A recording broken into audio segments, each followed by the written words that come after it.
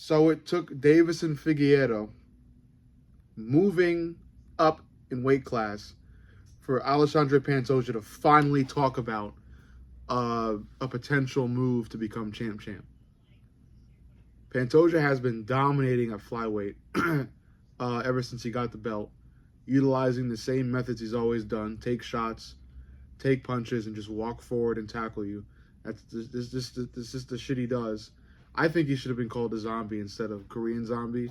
I think his name should have been Zombie instead of Cannibal. But either way, it took Figgy moving up in weight for Pantoja to finally talk about a move to bantamweight. So I'm excited about this news. I think it's interesting. I think it's fun. And I think a fight between him and Davison Figueiredo at bantamweight is definitely interesting. Now, I am aware that these two, Davison Figueiredo and Alexandre Pantoja, have fought before.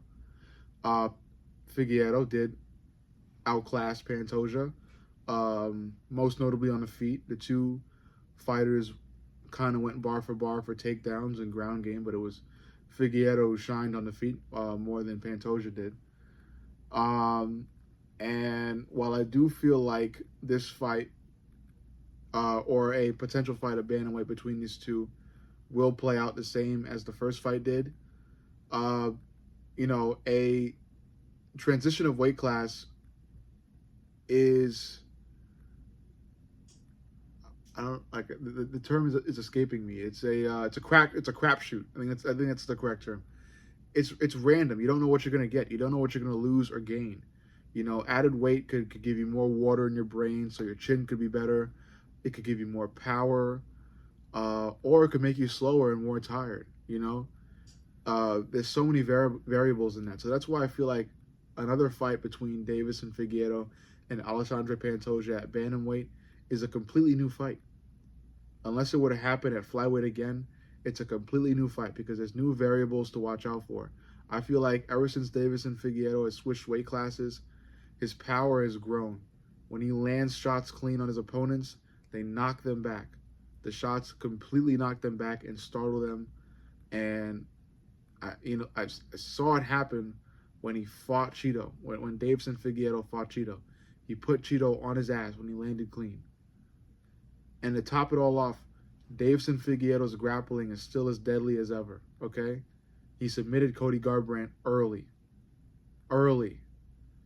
So the two of these fighters, Davidson Figueiredo and Alexandre Pantoja, I think will definitely go band for band again on the ground with takedowns and ground control and just ground game in general.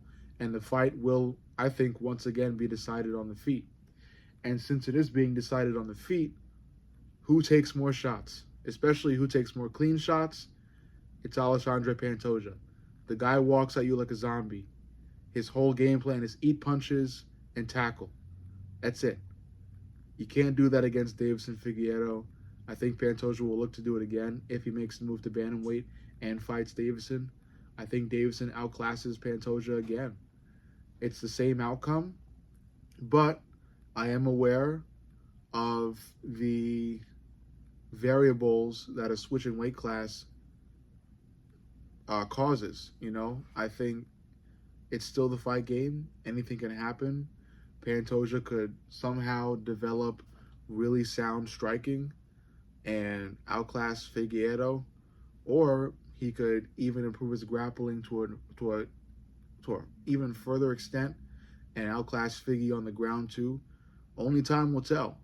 But I think my honest prediction is that Figueiredo is even more dangerous than before, and he would show that if he was to fight Pantoja, maybe even knocking out Pantoja, because that power of Davison, I think, is enough power to really test the chin of Alexandre Pantoja. Also the power of Kai France, but that whole Kai France thing, I got to put that on the back burner because Kai France has to make it to a title shot to begin with. So we got to see about that one. But, a fight between Pantoja and Figgy is a really fun fight. It's being talked about. I like that Pantoja's finally eyeing bantamweight, and I'd like to see him make the move because flyweight is getting fucking boring when it involves him because he's dominating every fighter. He may very well dominate Kai Asakura. Maybe he won't. You know, if Alexandre Pantoja loses to Kai Asakura, that's all the more reason for him to move to bantamweight. Okay, he's done enough at flyweight. He's been a really good champion, a dominant champion. Not that many people paid attention to flyweight to begin with, so I understand why he's not really making that much media coverage, but he's doing really well at flyweight, and I think he has a really good chance of doing as well, if not better, at bantamweight. But once again, only time will tell. You let me know what you think about this video. Make sure you like, comment, and subscribe. But most importantly, subscribe. I love you guys.